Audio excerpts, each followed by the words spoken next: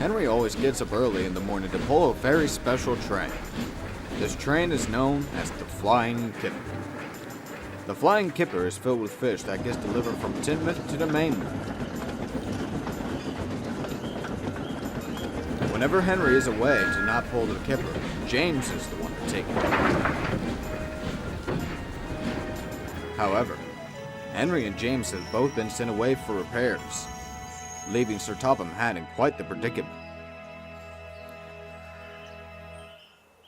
"The Flying Kipper is without an engine," he told the engines one night at the sheds.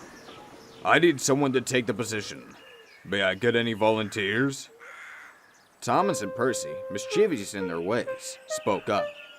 "Perhaps you should get Gordon to do it," peeped Thomas. "He's a fast and strong engine like Henry," added Percy. Gordon scoffed. "What rubbish! An express engine like myself can't go around smelling like a fish engine." Sir Topham Hatt laughed. "All fair points," he said, before turning to Gordon. "You shall be taken off express duties, as Murdoch will take over. You'll be the Kipper engine till further notice." Gordon was speechless. Early next morning, Gordon was at the harbor in the siding, waiting while Percy shunted his train. Gordon grumbled to himself as the smell of fish filled the air. "Rotten fish," he muttered. "It stinks of indignity. Unbecoming of an important engine like myself." I'm sad to say that Gordon had been so sleepy from being up so early that he had fallen asleep. Percy had woken him up after shunting the train. Gordon was alarmed. He had to couple up to the train to set off in time. Once he did, he set off after the guard's whistle blew.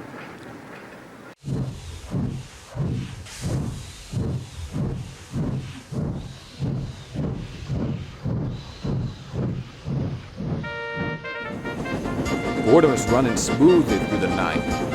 The night was peaceful, and the smell of fish was left behind in the wind. "This is a nice change. This is a nice change indeed," Gordon boasted as he thundered down the line.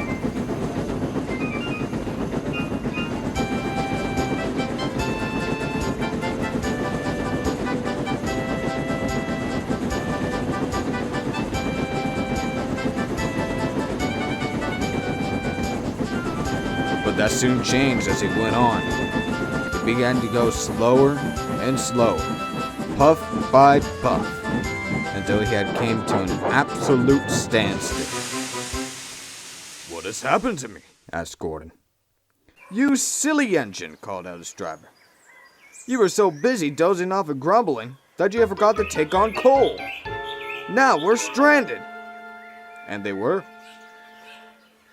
And the smell of fish had came back to fill the air around Gordon, making him feel very ill. Percy was called in to bring a truck full of coal, and the driver and fireman made sure to fill up Gordon nicely before they set off again.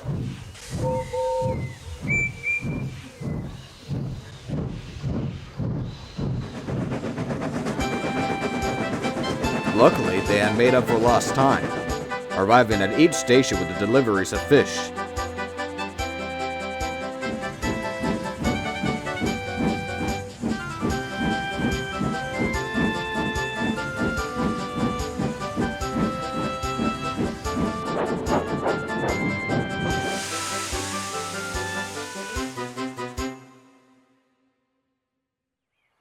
Gordon later trundled back to the sheds, feeling embarrassed.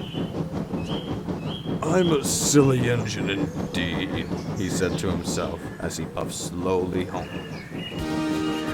Gordon had learned a valuable lesson. Not being prepared can stink later on down the line.